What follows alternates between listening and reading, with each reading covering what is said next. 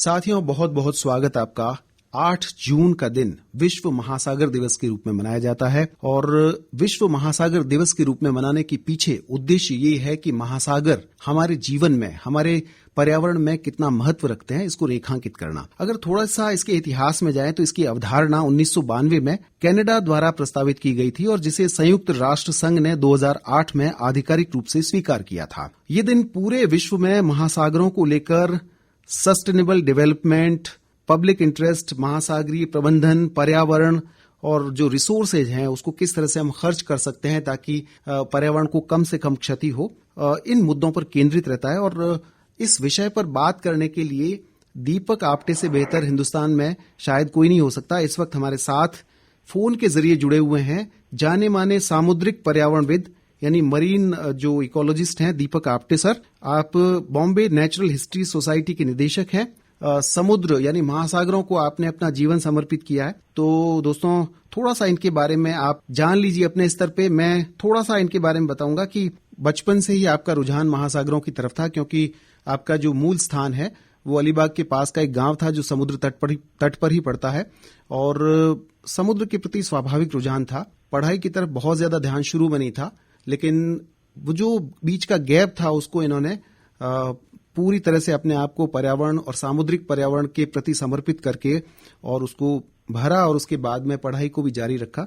तो बहुत सारी चीजें हैं जो आपके जीवन से सीखी जा सकती है। फिलहाल हम स्वागत करेंगे दीपक आप्टे सर का। दीपक जी, बहुत बहुत स्वागत आकाशवाणी उदयपुर पर।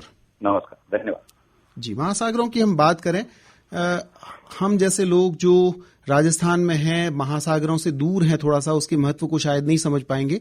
और उन जैसे हमारे तमाम जो श्रोता हैं उनको ये बताना कि आप चाहे समुद्र तट से कितने ही दूर रहते हो, लेकिन समुद्र तट बेहद जरूरी है हम सबके लिए। किस तरह से आप बताएंगे इनके महत्व को? जी बिल्कुल, आपने जो बात कही वो 100% सही है, क्योंकि अगर आप पृथ्वी को देखें तो 70% पृथ्वी समुद्र से बनी हुई है जी। तो आज धरती पे जो कुछ भी हो रहा है, चाहे वो बारिश हो, चाहे वो हवा हो, चाहे वो किसी किस्म का मौसम हो, उसके ऊपर समुद्र का ही प्रभाव सबसे ज्यादा होता है जी। तो जैसे आप जो लोग समुद्र के बारे में नहीं जानते हैं कि उसमें 2 किस्म के स्ट्रीम होते हैं, एक ठंडे पानी की स्ट्रीम और एक गर्म पानी की स्ट्रीम। ये इसको हम इंग्लिश में अल नीनो और अल नीना जो कहते हैं, ये जो फिनोमेना होता है उसकी वजह से हमारे यहाँ पे बारिश पे बहुत सारा प्रभाव होता है। और बारिश के प्रभाव होने से अगर बारिश अच्छी हुई तो फसल अच्छी हुई और पानी पीने के लिए बहुत अच्छा हो गया। अगर बारिश अच्छी नहीं हुई तो ना फसल रही ना पानी रहा। जो आज हम धरती पे जिस तरह का उत्पात मचा रहे हैं मानव प्रजाति, और पिछले 3-4 महीने से आप देख ही रहे होंगे कि किस तरह की दुविधाओं से मनुष्य जाति को इसमें से जाना पड़ रहा है जी। तो ये हमारा आज जो नेचर का डिग्रेडेशन हम जो लैंड पे कर रहे हैं, उसी किस्म का डिग्रेडेशन आज समुद्र में भी हो रहा है। और हमें ये जानना बिल्कुल जरूरी होगा कि अगर हमारे समुद्र की हालत ठीक नहीं रहेगी तो धरती पे कुछ भी ठीक नहीं हो सकता है, क्योंकि ये दोनों चीजें एक साथ जुड़ी हुई है जी। आज आप समुद्र में देखेंगे तो किस तरह से हम लोग फिशिंग कर रहे हैं, इतने बड़े पैमाने पे फिशिंग कर रहे हैं कि ये कहा जाता है कि अगले 50 साल में समुद्र का पूरा जीव खत्म हो जाएगा मछली का। फिर उसके बाद क्या करेंगे? आज हमारा क्लाइमेट चेंज इतना बहुत बड़ा इशू है जिसमें सी लेवल राइज हो रहा है। तो जो समुद्र किनारे रहते हैं उनके घर, उनके प्रॉपर्टीज, उनका एग्रीकल्चर के ऊपर इसका कितना बुरा असर अगले 40-50 साल में पड़ेगा, ये सोचना भी आज की तारीख में लोगों के लिए मुमकिन नहीं होगा जी। लेकिन इसका असर बहुत बुरा होगा, जरूर होगा। और इन सब से अगर हमें बचना है तो आज हमें समुद्र बचाने के लिए हर एक को उसमें योगदान देना होगा, भले आप समुद्र किनारे रहते हो या नहीं रहते हो, क्योंकि हमारी जिंदगी उससे जुड़ी हुई है।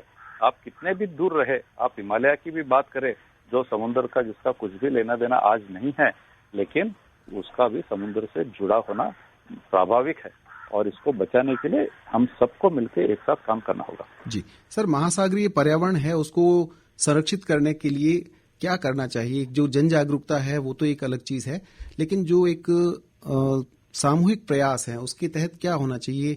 नीतिगत प्रयास किस तरह के होने चाहिए ताकि हम वंचित न रह जाएं? जो महासागरीय जीवन का क्षरण हो रहा है या फिर पर्यावरण का विनाश हो रहा है, तो वो कहीं ऐसा नहीं हो कि हमारे लिए दिक्कत करने लग जाए और उसकी जो परिणति है वो तमाम तरह की तूफानों में और प्रकृति के तमाम जो झंझावात है उनके रूप में हमारे सामने आ ही रही है। वो तो बिल्कुल आएगी। अगर हम नेचर के बारे में नहीं सोचेंगे तो ये कभी न कभी तो हमें इसका सामना करना ही पड़ेगा। बहुत सारी चीजें हैं जो हम अपने इंडिविजुअल लेवल पे कर सकते हैं, ऐसा नहीं है कि उसके लिए हम कुछ नहीं कर सकते हैं। कुछ चीजें हैं जिसको सरकार को करना पड़ेगा, कुछ चीजों को हमें इंडिविजुअली इंसान को करना पड़ेगा। जैसे मैं आपको उदाहरण देता हूँ कि आज तक से हम लोग प्लास्टिक की बात कर रहे थे कि प्लास्टिक को आपको नहीं बाहर फेंकना है, क्योंकि प्लास्टिक निसर्ग के लिए बहुत हानिकारक है।